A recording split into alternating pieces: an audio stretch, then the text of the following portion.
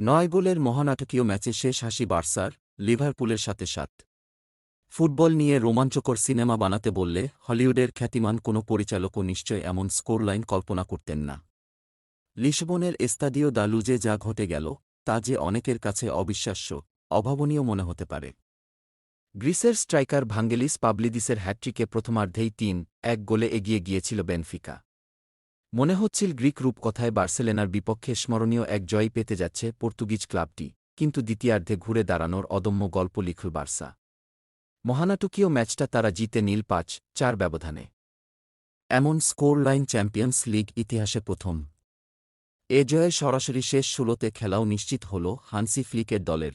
আরেক ম্যাচে লিলকে ২-১ গোলে হারিয়েছে লিভারপুল। আগেই শেষ ১৬ নিশ্চিত করে ফেলা আর্নে স্লটের দল এ নিয়ে টানা ৭ জয়ে পয়েন্ট তালিকার শীর্ষেই রয়ে গেল।